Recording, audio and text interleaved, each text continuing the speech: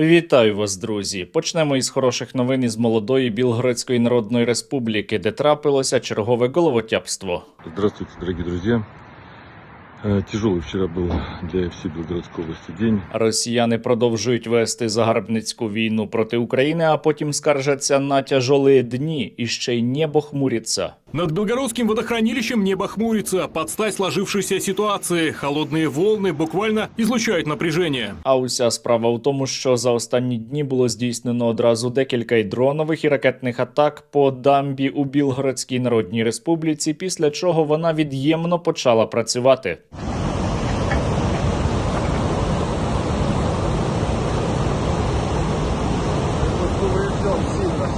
Оці інженерні роботи виконали українські ракетники та підрозділи сил безпілотних систем. Але росіянам чомусь не подобається. Вони незадоволені, вони скаржаться, кажуть, Україна – це якісь там варвари. І це досить дивна оцінка, адже саме росіяни підірвали свого часу Каховську гідроелектростанцію, і росіяни завдавали неодноразово ударів по Запорізькій гідроелектростанції. На Дніпрі є ще другі ГЕС, з якими, я думаю, стоїть розібратися. І вони робили це тоді саме для того, щоб завдати якомога більшої шкоди цивільному населенню. Але у випадку із дамбою у Білгородській Народній Республіці ризики для цивільного населення мінімальні, зате є один цікавий нюанс. Даже если случится прорыв дамбы, то благодаря рельефу с нашей территории вода быстро уйдет. Проблемнее ситуация, возможно, в Харьковской области. Для цивільних у тому районі не буде ніяких проблем, а от для російських окупантів, які наступають на півночі Харківщини, проблеми будуть іще й відчутні. Тому що трохи нижче, саме там, куди пішла вода, наступають зараз російські підрозділи на український Вовчанський. І тепер у них будуть дуже серйозні проблеми. Це визнає навіть штучний інтелект, який вдає російського пропагандиста, і його показують на російському телебаченні. Его повреждение неминуемо ударит по экономике, а также по коммуникациям группировки «Север», ведущей бои у Волчанска. Повышение уровня воды может на время затруднить снабжение российских подразделений в прибрежной зоне. І на оцій прекрасній ноті я закликаю вас, а вже ж підписатися на мій канал, якщо ви досі чомусь не підписані. Не треба так, підписуйтесь обов'язково і закиньте по 2 гривні на поточний русоріз. Це надзвичайно важливо, і навіть не тільки тому, що кожен російський окупант має отримати по дрону у пику, а тому, що зараз надзвичайно складна ситуація на Східному фронті, на Новопавлівському, на Костянтинівському, на Покровському напрямках, і там треба наша із вами допомога, тож долучайтеся до нашого збору. Усі реквізити є, як завжди, в описі до цього відео. Ви можете як закинути разовий донат, так і налаштувати підписку через Монобазу, у тому числі і щоденно. Ну а ми із вами сьогодні поговоримо про те, як американці роблять росіянам боляче. Ну, я думаю, що Росія відчує біль негайно. На російському телебаченні триває істерія після запровадження Трампом санкцій проти так званої Російської Федерації, точніше проти Роснефті і проти Лукойла. Есть Трамп, который очень системно нас начинает душить. Душить и долбить. І ще не так давно американський президент був великим другом так званої Росії, і пропагандисти на нього буквально молилися, а тепер почали його обзивати і оголосили ворогом. Таким образом, Дональд Трамп перестал быть нашим слоном и окончательно переместился в категорию проклятых пидорасов.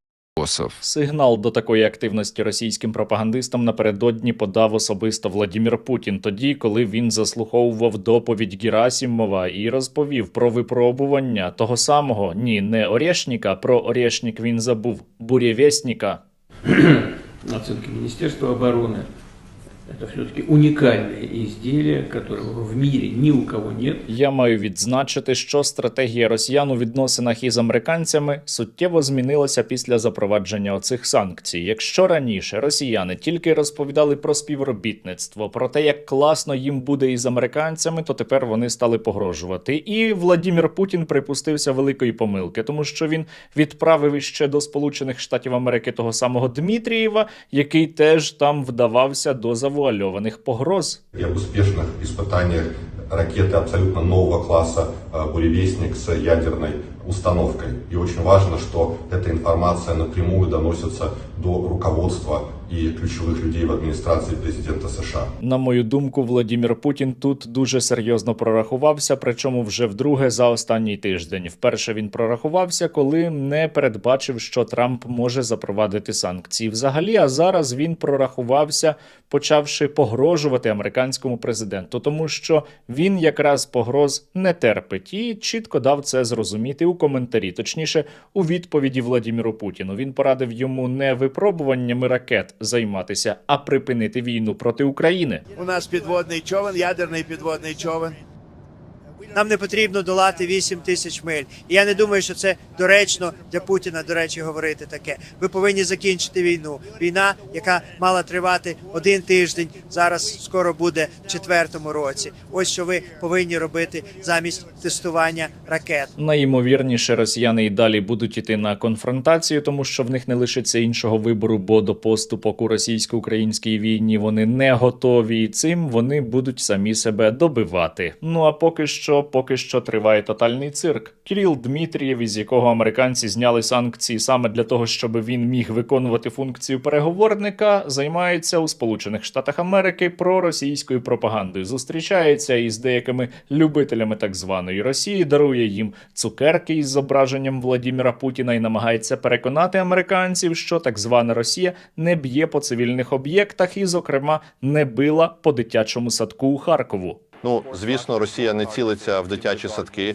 і нашій армії потрібно поставити питання про цю конкретну ситуацію. Але є багато нещасних випадків, і, до речі, будь-яка жертва – це величезна трагедія, і саме тому ми хочемо закінчити цей конфлікт якомога швидше. Я, чесно кажучи, не розумію, навіщо американці його далі пускають на свою територію. Із Дмитрієва зняли санкції, щоб він був переговорником, а не щоб він займався пропагандою на американському телебаченні. Не розумію цього, до речі, і міністр фінансів Сполучених Штатів Америки Скотт Бессент. Маргарет, ви справді збираєтеся публікувати те, що каже російський пропагандист. Ви цитуєте російського пропагандиста. Але ви що? Манкурт Кирил Дмитрієв, він не пропагандист, він не займається пропагандою, він просто хоче відкрити американцям очі на те, що російська економіка надзвичайно стійка, а рубль міцний як ніколи.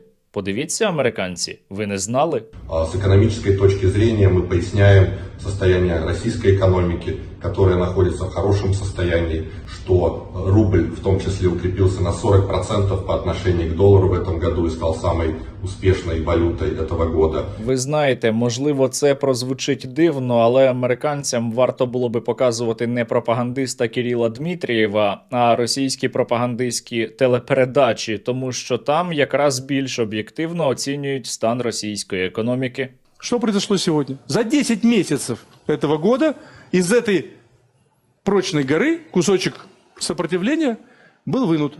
А іменно з 4,5% ми упали до нуля. Поки Дмитрієв у Сполучених Штатах Америки розповідає, яка міцна російська економіка, на російському ж телебаченні розповідають про її проблеми. І якщо це дійшло вже до програми Соловйова, то ви тільки можете уявити, що там насправді. Соловйов, до речі, знову не розуміє, як таке можливо, адже Владимир Путін наказав економіці зростати, а вона не хоче. Верховный главнокомандующий поставил четко конкретную вещь.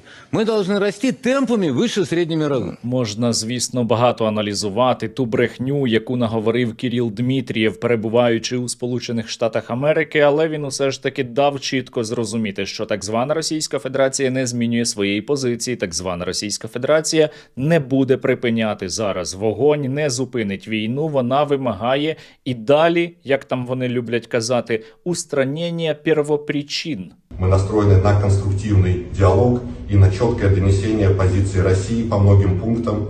Да, Россия хочет мирного решения, но, безусловно, уважение всех интересов России, искоренение первопричин украинского кризиса. Що це означає на практиці? На практиці це означає, що росіяни не планують зупинятися, адже їм необхідно, щоб Україна припинила своє існування. Тому що першопричина війни у їхньому розумінні – це сам факт існування української державності. І от росіяни самі себе зараз загнали у пастку. Продовжувати війну їм надзвичайно складно, економіка валиться, але й припинити воювати вони не можуть та й не хочуть. Як ви збираєтесь устранити первопричину? вот в стиле нынешней войны, ну, для этого надо призывать как минимум 1 миллион человек. И проламываться, да, так сказать, огромную армию создавать и проламываться. Это, между прочим, тоже гигантские потери и очень-очень рискованная стратегия. Мобилизация может резко ускорить економічний кризис. По факту, оця самовпевненість, нахабство і самодурство росіян – це те, що їх зрештою і погубить. Вони прекрасно розуміють, куди все йде, але не можуть зупинитися. Їм фанатично треба знищити Україну за будь-яку ціну. Навіть якщо сама так звана Росія може при цьому припинити існувати. І це зараз вже озвучує і сам Соловйов. Ну, конечно, вопрос нефти. Ведь мы же помним, что крушение Советского Союза во многом западники связывают с тем, что им удалось договориться и временное сокращение цены на нефть. Дальше что говорит Трамп? Индия не будет покупать. Дальше говорит, я буду говорить с Си Цзіньпіном. На жаль, ці виродки будуть і далі вести війну проти нашої країни, будуть і далі вбивати українців, будуть здійснювати терор проти цивільного населення. Ми повинні це усвідомлювати. І тим паче зараз ми маємо посилювати нашу обороноспроможність. Ми зараз маємо проводити армійську реформу, я втомився вже про це казати, якщо чесно, і ще більше допомагати нашому війську, яке за 2 минулі доби завдяки вам отримало іще 320 нових FPV, у тому числі досить багато перехоплювачів шахедів. Бійці підрозділу Даркнов 412-го полку СБС щиро вдячні Сергію Стерненку та його спільноті за надані вироби. Завдяки ним ми зможемо ефективно захищати українське небо. Слава Україні! Підрозділ FPV мотопіхотного батальйону 30-ї бригади. Дякую спільноті Стерненка та всім, хто брав участь у зборі коштів на ці FPV-дрони. Підтримуйте українське військо. Слава Україні! Бажаю здоров'я, шановне товариство. Ми, бійці спецпідрозділу КОРТ, висловлюємо щиру подяку спільноті Стерненка, а також безпосередньо самому Сергію за надання 20 дронів FPV для виконання бойових задач. Слава Україні! Героям слава!